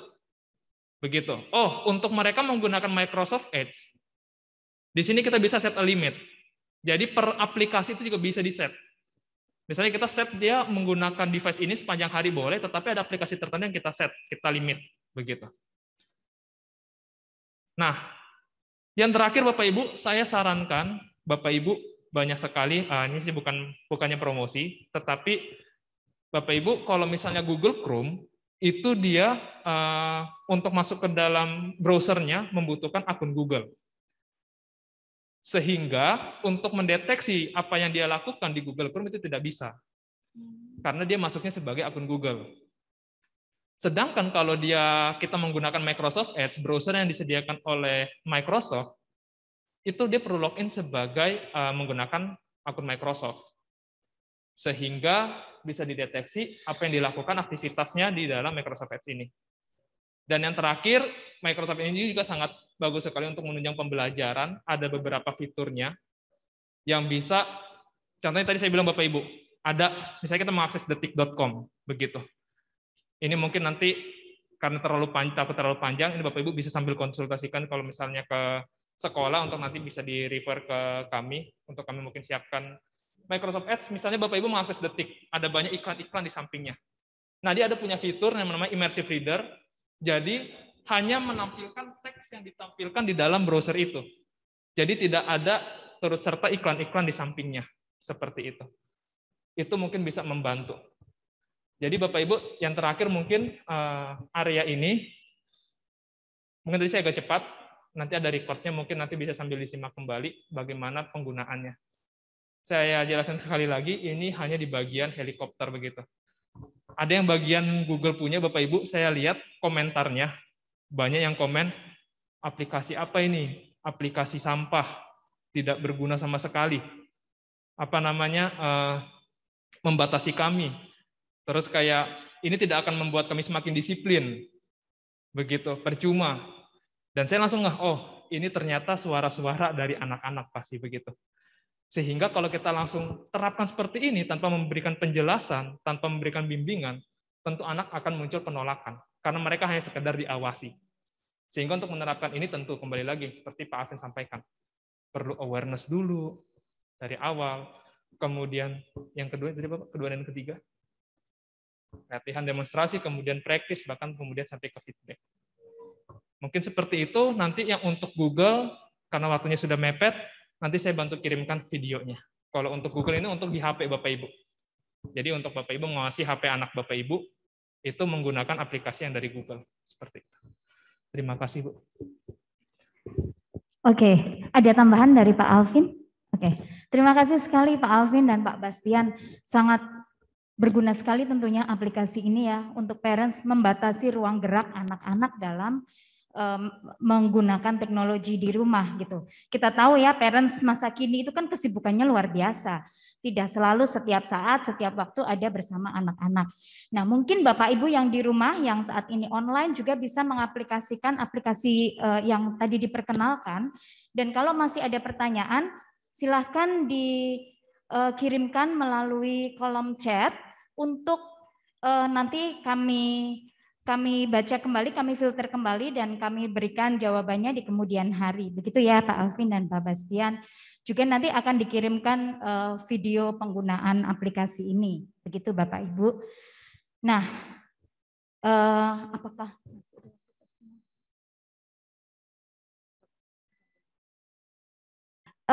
sedikit testimoni dari orang tua yang sudah menggunakan aplikasi untuk pembatasan ini.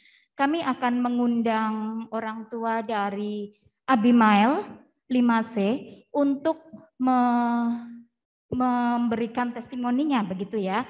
Apa yang sudah digunakan supaya mungkin juga bisa berbagi dengan orang tua yang lain.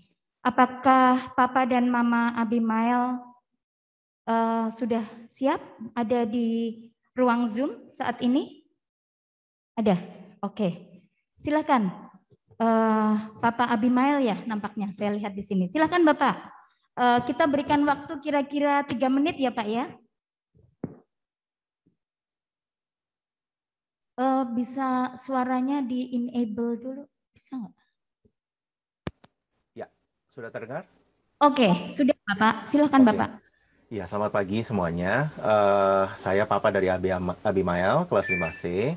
Dan tadi sedikit sudah di-sharing oleh tim dari SDHLV mengenai Microsoft Family Safety. Nah, kebetulan saya dan istri sudah menggunakan aplikasi ini lebih dari 1 tahun.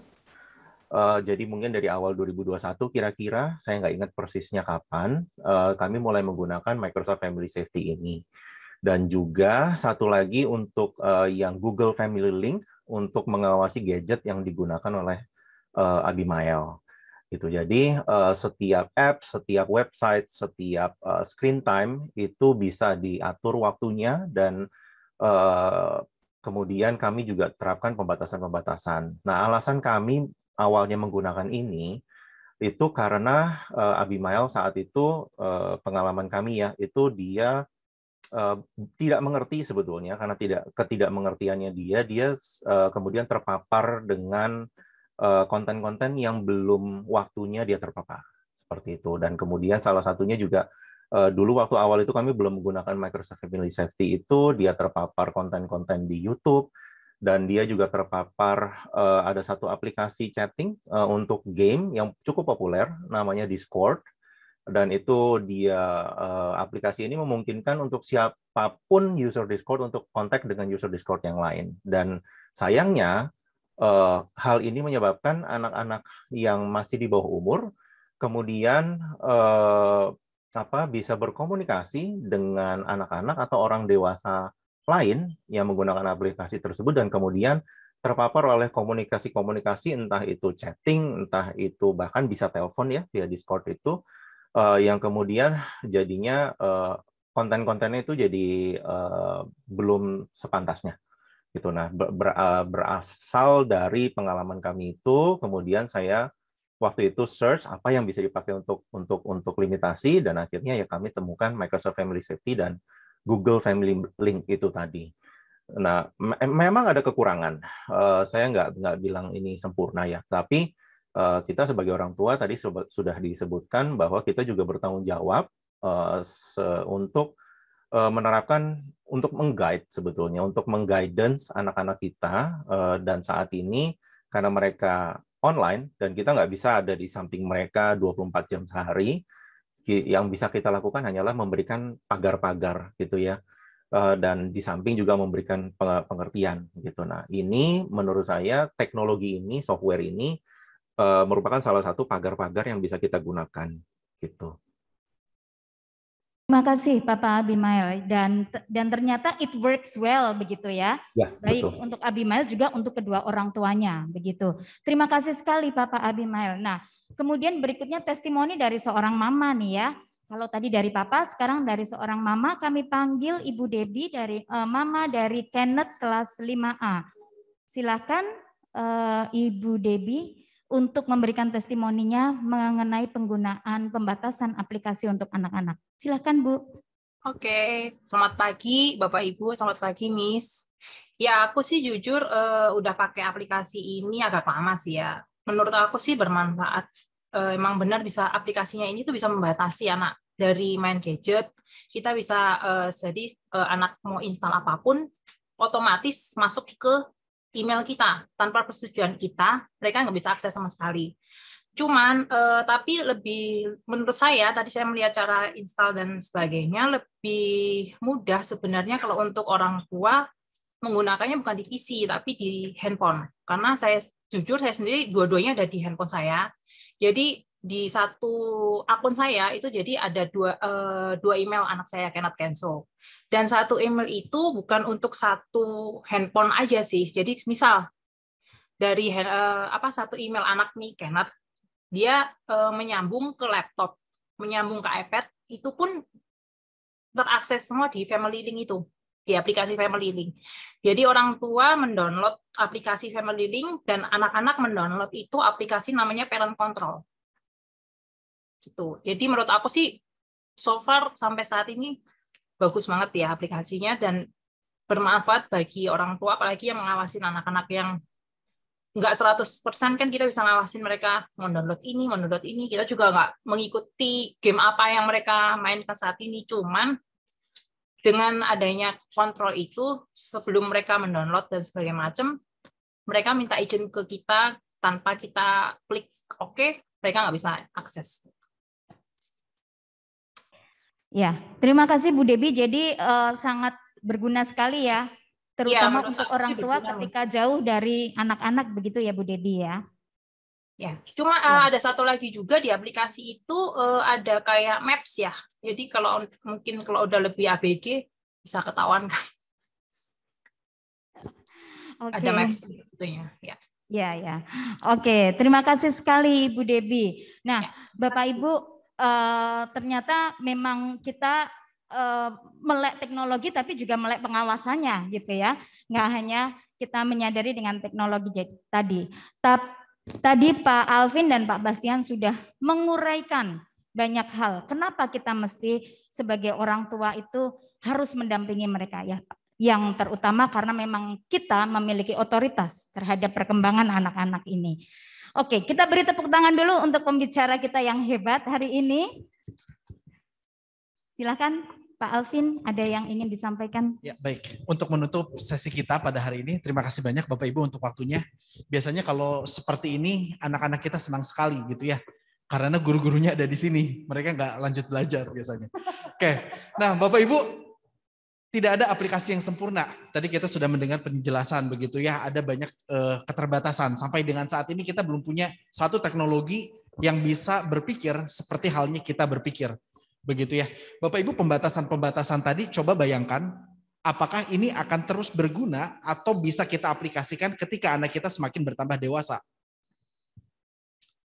Silahkan dijawab begitu ya. Tentunya anak-anak kita semakin dewasa, mereka bisa figure out banyak cara. Kemudian apakah pembatasan ini adalah hal yang paling efektif untuk saat ini? Untuk saat ini mungkin ya. Tapi sampai berapa lama Bapak Ibu kita akan batasi mereka? Bapak Ibu, role kita sebagai umat Tuhan, begitu ya, kita percaya yang namanya anak-anak kita itu punya kewarganegaraan gitu ya. Kita punya warga negara Indonesia gitu, kita juga warga negara kerajaan Allah begitu ya. Di dunia digital, kewargaan mereka itu nyampur sekali. Ya, Bapak Ibu tadi sempat disebut Discord. Ya, Bapak Ibu kita nggak bisa monitoring anak-anak kita tuh ngomong apa di Discord. Gitu ya, kita juga nggak tahu itu orang itu ngomong apa. Tapi kita bisa lakukan pembatasan, anak kita nggak usah lah install Discord dulu untuk saat ini. Sampai kapan? Sampai kita rasa dia siap. Baru kita bisa bukakan, baru kita bisa izinkan. Sampai anak kita udah aware, baru kita bisa bukakan. Mungkin seperti itu ya Bapak Ibu. Nah, digital citizenship is a part, some ways of acting from Christian discernment. Ya, kita perlu punya Christian discernment Bapak Ibu. Ini kata David Smith. Beliau adalah seorang dosen di Calvin University. Kemudian Christian discernment is faithful living and listening to God's love and direction so that we can fulfill our individual calling and shared mission. Ya, Newman adalah seorang teolog Bapak Ibu. Nah Bapak Ibu, kita sebagai seorang Kristen perlu sekali untuk bisa berhikmat di dalam menggunakan hal-hal teknologi tadi. Ini masih ada video durasinya sekitar 3-4 menit. Apakah boleh, Bu? Boleh. Oke. Bapak Ibu, kita akan saksikan video ini terakhir begitu ya sebelum kita menutup. Oh, oke. Sorry. Jadi video ini berisi tentang di kelas begitu ya, gurunya ini nanya, cita-cita kamu mau jadi apa? Begitu ya. Ini ada hal yang menarik. Nanti kita akan lihat anak kecil ini dia berkata apa.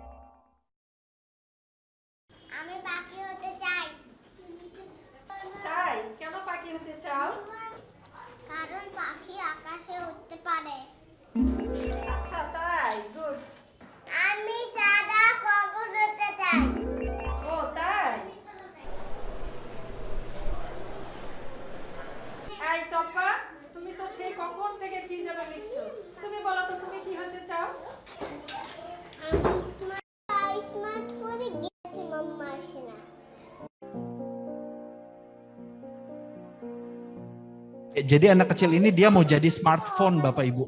Dia mau jadi handphone begitu ya.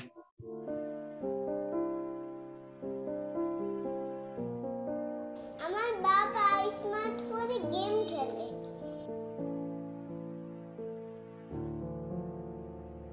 কিন্তু আমার সাথে খেলে না।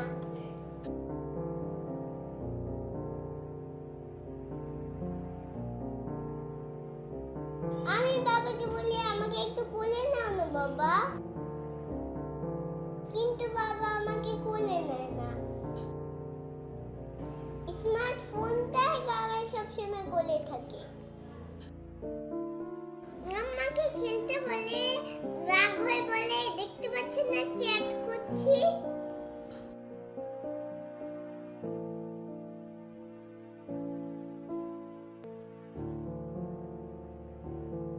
বাবা তো মাথার কাছে স্মার্টফোন নিয়ে ঘুমায়, কিন্তু আমায় কোনোদিনও জড়িয়ে ধরে ঘুমায় না। মাম্মা তো কোনোদিনও স্মার্টফোনটাকে চার্জ দিতে ভুলে না।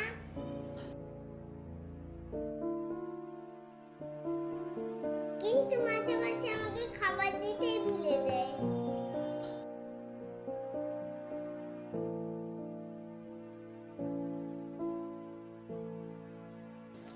আমার ইচ্ছে স্মার্টফোন হয় বাবা মাম্মার কাছে সবসময়ই থাকবে।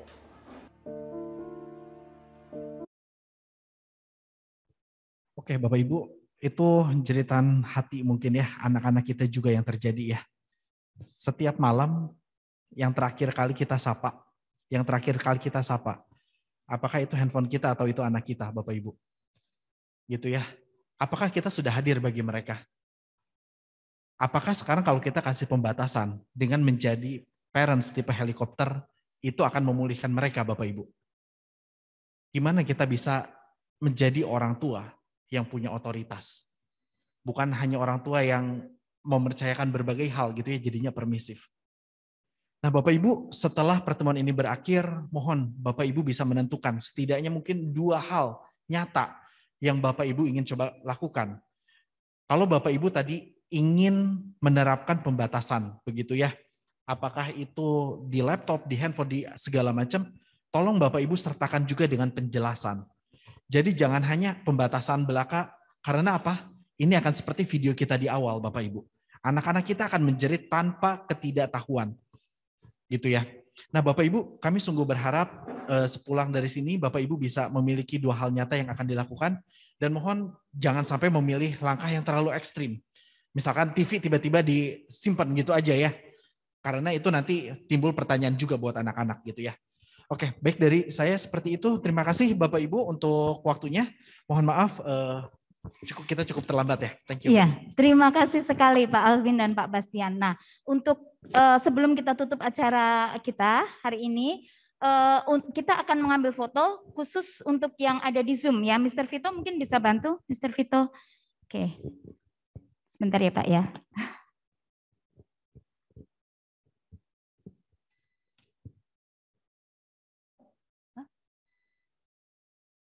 Mohon Bapak Ibu yang ada di rumah boleh dibuka kameranya supaya supaya bisa terlihat Bapak Ibu, dan Mr. Vito akan memandu untuk take picture.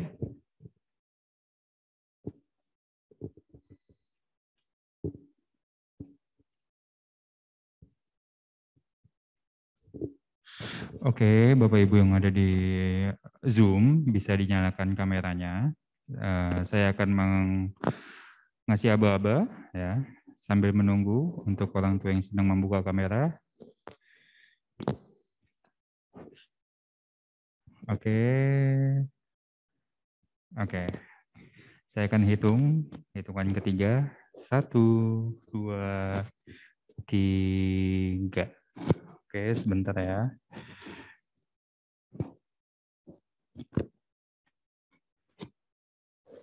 Oke, senyum ya Bapak Ibu ya. 1, 2, 3. Oke, sekali lagi. 1, 2, 3. Oke. Oke, terima kasih Bapak Ibu, terima kasih Mr. Vito. Nah, untuk menutup acara kita pada hari ini, saya akan memanggil Ibu Yuanita Indriasari selaku Kepala Sekolah SD Dian Harapan Lipo Village. Kami persilakan Ibu Yuanita. Thank you, Miss Eta. Oke, selamat pagi Bapak Ibu semuanya. Saya pribadi sangat diberkati oleh duo Pak Alvin ini ya, luar biasa ya Bapak Ibu ya. Jadi saya akan mewakili kita semua untuk memberikan ungkapan kasih kita kepada mereka, gitu ya. Silakan Pak Alvin Wijaya dan Pak Alvin Sebastian. Ingat-ingat nanti kalau mau punya anak lagi dikasih nama Alvin, gitu ya. Supaya smartnya tertular. Terima kasih banyak Pak Alvin dan Pak Sebastian. Oke. Baik, Bapak Ibu boleh duduk, silakan Bapak. Kita akan mengakhiri pertemuan hari ini, kita akan satu dalam doa. Mari kita berdoa. Allah Bapa kami yang bertahta di dalam kerajaan surga, kami mengucap syukur Tuhan untuk kesempatan pada pagi hari ini. Kami diberikan kesempatan untuk belajar kembali, diingatkan peran kami sebagai orang tua yang adalah pendidik utama. Kami bersyukur ketika Tuhan mengizinkan kemajuan teknologi untuk mempermudah segala sesuatunya. Tapi hati kami juga gentar karena ada tantangan di balik kemajuan teknologi itu yang bisa merusak anak-anak kami ketika kami tidak membekali, mempersiapkan mereka. Dan kami bersyukur kalau hari ini kami boleh dibukakan sedikit, biarlah itu boleh membantu kami semua sebagai orang tua untuk mau terus belajar lebih dalam lagi, agar kami boleh semakin paham bahaya-bahaya atau pembekalan-pembekalan apa yang perlu kami berikan untuk anak-anak kami. Terima kasih Tuhan, dan kami mau menyerahkan sepenuhnya kepadamu. Karena kami percaya anak-anak yang Tuhan berikan kepada kami sesungguhnya bukanlah milik kami. Dia adalah anak-anak-Mu yang Engkau titipkan di tengah kami. Untuk itu kami gentar ketika kami harus mendidik mereka seperti yang Engkau mau. Tuhan tolong pegang tangan kami sebagai setiap orang tua, untuk kami boleh menjalankan peran kami dengan sungguh-sungguh. Tapi kami juga percaya, ada kalanya kami tidak selalu bisa bersama dengan mereka 24 jam. Untuk itu kami mohon Engkau hadir bersama dengan anak-anak kami. Pegang hati mereka, pegang tangan mereka ketika mereka berada di persimpangan untuk bisa terpleset jatuh di dalam dosa. Kiranya Engkau hadir memegang anak-anak yang Engkau percayakan kepada kami. Terima kasih Tuhan untuk kesempatan belajar pada pagi hari ini. Kami mohon Engkau menguatkan setiap orang tua, memberikan hikmat, ekstra kekuatan, ekstra kesabaran mendampingi anak-anak mereka.